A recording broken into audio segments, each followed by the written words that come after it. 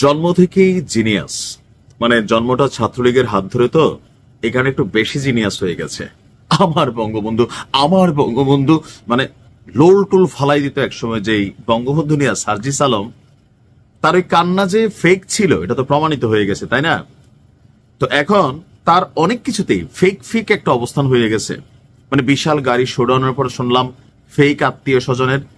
দিন শেষে যে কোনো সময় দুদকের অভিযান শুরু হতে পারে সার্জিস আলমের বিরুদ্ধে। বিশ্বাস করেন, শুধু সার্জিস আলম না, ডক্টর ইউনূস সরকারের প্রেক্ষাপট পরিবর্তন হলে বিএনপি সরকার যদি সঠিকভাবে এই অভ্যুত্থানের সাথে কানেক্টেড প্রথম সারির নেতারা 5ই আগস্টের পরবর্তী, আগের না, বা এই রাজনৈতিক দলটা তৈরির পরবর্তী তাদের যে বিলাসবহুল জীবনযাত্রা, হান্নান মাসুদের সেই গ্রামের সবচেয়ে ভাঙ্গা মাটির ঘরটা, টিন যেটা মাটির নিচে ডাইবা গেছিল, গ্রামের সবচেয়ে বড় বাড়িটা বাবার থেকে সম্পদের বেশি, মানুষ কি বোঝে না? বোঝে। তবে জালিয়াতি করতে গিয়া সর্বোচ্চ জালিয়াতিটা করে ফেলছে সার্জিস আলম, আর এর কারণেই তার বিরুদ্ধে দুদকের ইনভেস্টিগেশন হতে পারে। কারণ নির্বাচন কমিশনে যে হলফনামা দিছে সেইখানে ভাতিজা কট খেয়ে গেছে। কট খাওয়ার সিস্টেমটা কোথায় হয়ে গেল? ইসিতে জমা দেওয়া নথিপত্রে আয়ের তথ্যে গরমিল পাওয়া গেছে সার্জিস আলমের। পঞ্চগড় 1 আসন থেকে লড়ার ইচ্ছুক সার্জিস আলমের, সেখানে দেখা গেছে যে প্রদর্শিত আয়ের যে তথ্য এবং আয়কর রিটার্নের যে তথ্য, দুইটার মধ্যে অসামঞ্জস্য, অর্থাৎ দুইটা দুই ধরনের ব্যাপক গরমিল। হলফনামায় সার্জিস নিজেকে ব্যবসায়ী পরিচয় দিয়েছেন। তো তোমার ব্যবসাটা কি বাবা? কি তৈরি করো? আমরাও কিনলাম খাইলাম ফাস্টফুড, নাকি অন্য কোনো ব্যবসা? যাই হোক, বার্ষিক ব্যবসায়িক আয় দেখিয়েছে 9 লক্ষ টাকা। 9 লক্ষ টাকা প্রফিট করতে গেলে, আমি নিজেও একজন ব্যবসায়ী, বাংলাদেশে কোটি কোটি টাকা বিনিয়োগ আছে আমার, তো সেখান থেকে ভাই বছর শেষে 9 লাখ টাকা আয় করা, সকল ব্যয়ভার খরচ মিটিয়ে আসলেই কিন্তু কষ্টকর। তো কয় কোটি টাকা বিনিয়োগ করছে সার্জিস কোন ব্যবসায় যেখান থেকে 9 লাখ প্রফিট হয়? আমরাও করলাম, যেহেতু আমিও একজন উদ্যোক্তা বিনিয়োগকারী ব্যবসায়ী।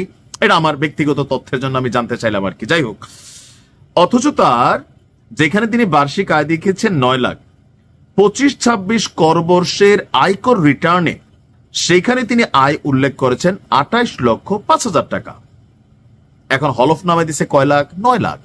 আর আয়কর রিটার্নে কত দিছে? 28 লাখ, অর্থাৎ 3 গুণের চেয়েও বেশি তার আয়, যা হলফনামা তথ্যের সাথে কি পরিমাণ অসামঞ্জস্য বুঝতেই পারছেন। শুধু আয় নয়, সার্জিসের সম্পদেও রয়েছে অসঙ্গতি। আসলে হয়েছে কি, হঠাৎ করে পাউয়া ধন তো লুটপাটে ব্যস্ত হয়ে গেছে। বাস্তব ভাই শুনেন, এখন প্রমাণ যদি আমার জিজ্ঞেস করেন, আমার কাছে আপাতত কোনো প্রমাণ নেই। তবে যাদের কাছে প্রমাণ আছে, ওই যে আওয়ামী লীগের একজন টাকলা মুরাদ ছিল না, আসবি তুই এখন আসবি আগে পিছে, ওই যে মাহিয়া মাহির সাথে যে মুরাদ, মুরাদ যখন খরচের খাতায় পড়ে গেছে, ঠাস করে তার অনেক কিছু ফাঁস হয়ে গেছে, খেয়াল আছে তো? তো এটা যাদের কাছে আছে, তারা যখন মনে করবে যে সার্জিসকে খরচের খাতায় ফেলে দিবে, তখন দেখবেন এদের তথ্য দুর্নীতি, কত মানুষ এদের বিষয়ে মুখ খোলা শুরু করে। এখন বলবে না, এখন পরিস্থিতিটা একটা ভিন্ন রকম।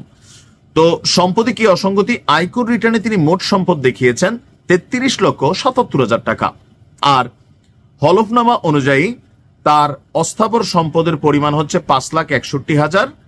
এর মধ্যে নগদ আছে 3,11,000, ব্যাংকে 1 লাখ এবং 1,50,000 টাকার মোবাইল ফোন, ঘরের যে ইলেকট্রনিক আসবাবপত্র, এগুলো আছে।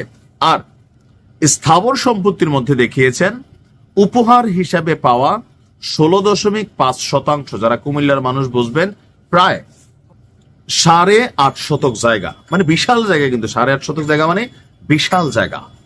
তো সরি, মানে 8.5 গন্ডা। এখন এতগুলা জায়গা উপহার হিসাবে পাইছে, এদেশে পায়। এখন উপহার কি এমনি কেউরে দেয়? আর বাপের সম্পত্তি তো ঠিক মতো বাপ পুতেরা দেয় না, ঠিক মতো খরচ টরচ না করলে। তাহলে এখন হচ্ছে কি, খাওয়ার অনেক রকম পদ্ধতি তৈরি হয়েছে। তো যার বাজার মূল্য হচ্ছে 5 লাখ, অর্থাৎ সে হলফনামায় যেটা দিছে সেখানে তার সম্পদ হচ্ছে 10 লাখ টাকার, কিন্তু রিটার্নে দেখেছে 33 লাখ। আগাগোড়াই ভেজাল এই ছেলেটার। সেই বঙ্গবন্ধু নিয়ে কান্নাতে যে ভেজাল ছিল, সম্পদে ভেজাল, রাজনৈতিক কাজে ভেজাল, কথাবার্তায় ভেজাল। এত ভেজাল দিয়া বুঝি একটা রাজনৈতিক দলের মুখপাত্রের অবস্থানগুলো চলে? মানুষ আসলে বোঝে, তবে কি বুঝে এটা সময় হলে বুঝবে। ভালো থাকুন।